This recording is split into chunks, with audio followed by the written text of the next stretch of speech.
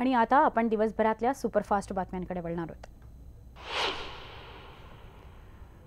अयोध्येतील राम मंदिर बाबरी मस्जिद वादग्रस्त भूखंड प्रकरणाची सुनावणी 10 जानेवारीपर्यंत पुढे ढकलण्यात आली आहे। 3 न्यायाधीशांचं नवं खंडपीठ ही सुनावणी करणार आहे।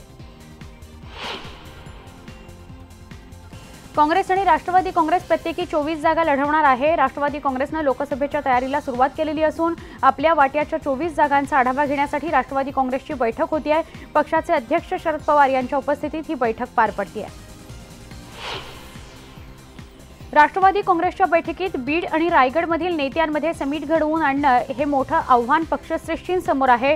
बीडमध्ये जयदत्त क्षीरसागर आणि धनंजय मुंडे तसंच रायगडमध्ये सुनील तटकरे विरुद्ध भास्कर जाधव हा वाद मिटवण्यासाठी पवार आदेश देतील अशी माहिती मिळते।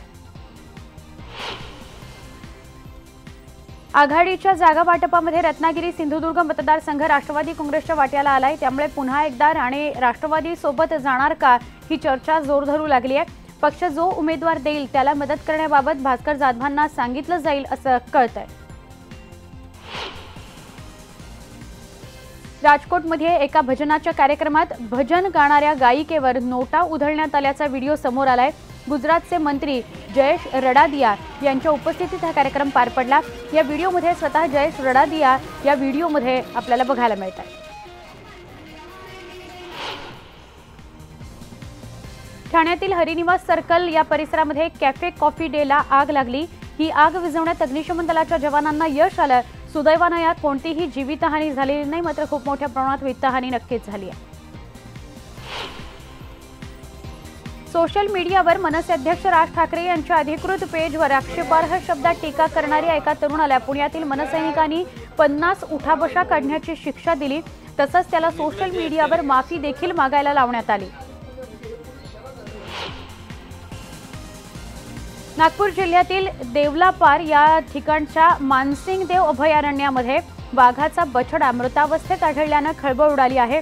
बछड्याच्या मृत शरीराचे 6 तुकडे आढळून आलेले आहेत। एखाद्या वाघानं या 12 महिन्याच्या मादी बछड्याला ठार केल्याची शक्यता व्यक्त केली जाते। मॅगीवर पुन्हा एकदा बंदी येण्याची शक्यता आहे। मॅगीमध्ये शिस असल्याची कबुली नेस्ले कंपनीने सर्वोच्च न्यायालयात दिली आहे। त्यामुळे घातक मॅगी खाण्याचे टाळा असा सल्ला आहार तज्ज्ञांकडून देण्यात येतोय। सरगम सोसायटीनं पत्र देऊनही अग्निशमन दलानं तपासणी केली नाही। ही बातमी न्यूज 18 लोकमतनं पहिल्यांदा दाखवली होती। त्या प्रकरणामध्ये डेप्युटी अग्निशमन अधिकाऱ्याला फक्त कारणे दाखवा नोटीस बजावण्यात आलेली आहे। देवनार इथं 4थ्या मजल्यावरून खाली पडूनही 15 महिन्यांचं हे बाळ सुखरूप बचावलंय। अथर्व बरकडे असं या मुलाचं नाव आहे। जयगोपी कृष्णा सोसायटीच्या 4थ्या मजल्यावरून हा मुलगा खाली पडला। हेल्मेट वापरणं किती महत्त्वाचं आहे याचा एक व्हिडिओ पुणे पोलिसांनी जारी केलाय। या व्हिडिओमध्ये दाखवलेल्या अपघातात हेल्मेट घातल्यामुळे सुदैवानं मुलाचा जीव बचावल्याचं दाखवण्यात आलंय।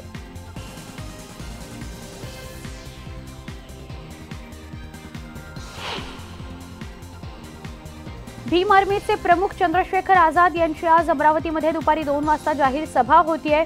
विशेष म्हणजे अमरावती पोलिसांनी या सभेला परवानगी दिली आहे। राज्यातील आझाद यांची पहिलीच सभा होणार आहे। येत्या फेब्रुवारी महिन्यात सामाजिक न्याय विभागाकडून आंतरजातीय विवाह सोहळ्याचं आयोजन करण्यात आलंय। आंतरजातीय विवाह करणाऱ्या प्रत्येक जोडप्याला राज्य सरकार 2.5 लाख रुपये देणार असल्याची माहिती मिळते आहे। सामाजिक न्याय मंत्री राजकुमार बडोले यांनी या संदर्भात माहिती दिली।